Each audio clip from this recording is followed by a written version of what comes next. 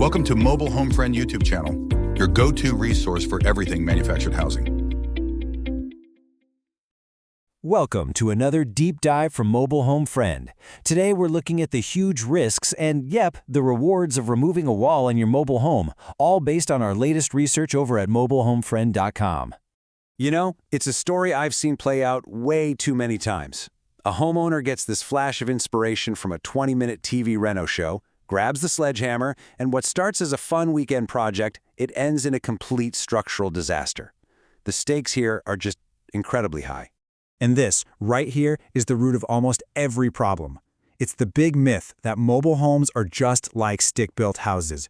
Let me tell you, that is the single most dangerous assumption you can make. If you treat your home like that, you're not just risking a little cracked drywall. You are putting the entire structural integrity of your home, your investment, on the line.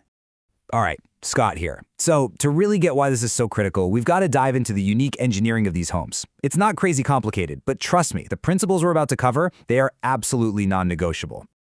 Okay, if you own a double wide, you have to burn this term into your brain, the marriage line.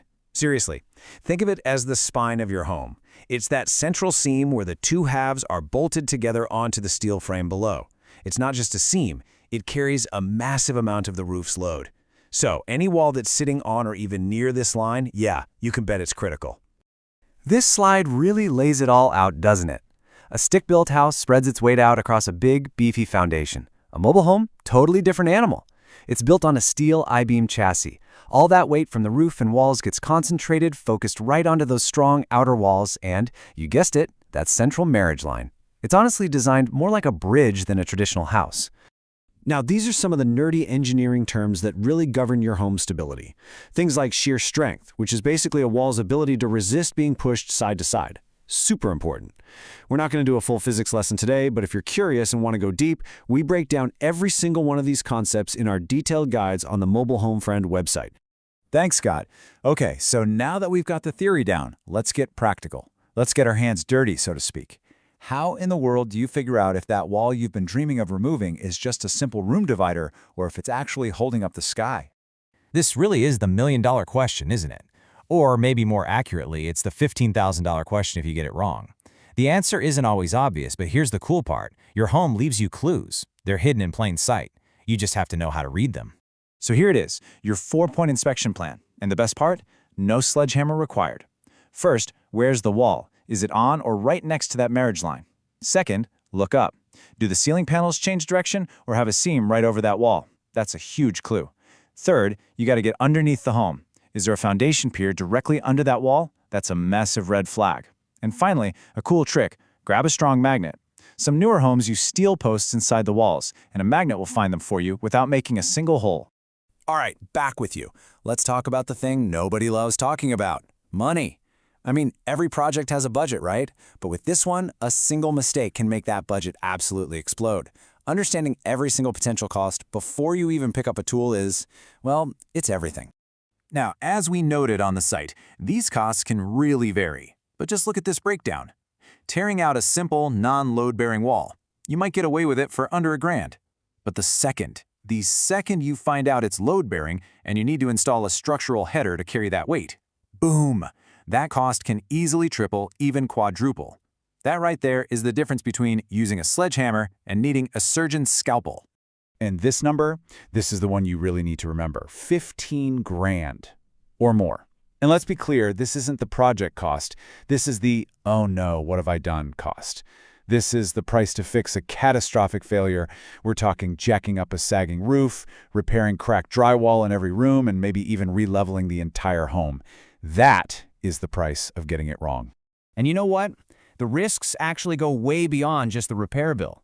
Making unpermitted structural changes, man, that can open up a whole can of worms with serious, long-term legal and financial consequences. The kind of stuff most people never even consider until, well, it's way too late. Just take a look at this. This gives you a taste of the bureaucratic nightmare you could be stepping into. We're talking IRS regulations, state disclosure laws that force you to report the work when you sell, energy codes, and trying to get a HUD-certified engineer to sign off on it after the fact? Good luck. It is a literal minefield of paperwork. And here's the real kicker. This is the bottom line. unpermitted structural work can make your home, for all practical purposes, unfinanceable.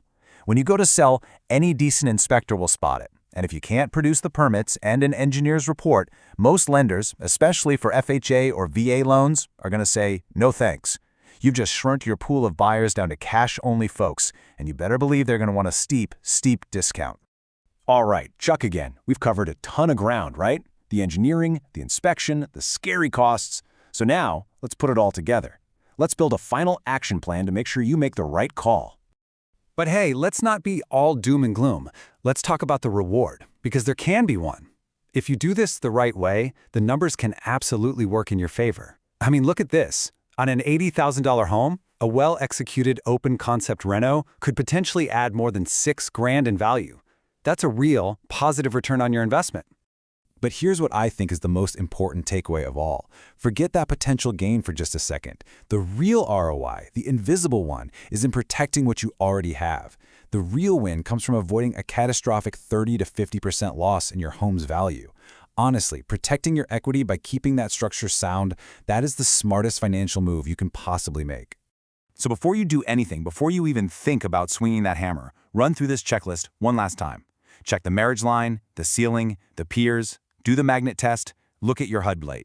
If you get a yes on any of these, that's your sign. It means stop, put the tools down, and call a professional. Think of it as your final safety net. And hey, if you want the full technical breakdown of each of these steps, you know where to go. It's all in the complete guide on mobilehomefriend.com. So in the end, it all boils down to this one question. Is that design dream of yours worth a potential structural nightmare? An open floor plan is amazing, no doubt. But you have to weigh that dream against the very real possibility of a costly, value-destroying disaster. It's a big decision. Choose wisely. Thanks so much for watching. For more guides and the full in-depth article on this exact topic, head on over to mobilehomefriend.com, and of course, don't forget to check out all the helpful links we put in the description below. Thanks for watching. For more technical guides on this topic, click the link to see the in-depth article over at mobilehomefriend.com. There are many more informational dives into manufactured home topics to investigate and keep your project moving forward.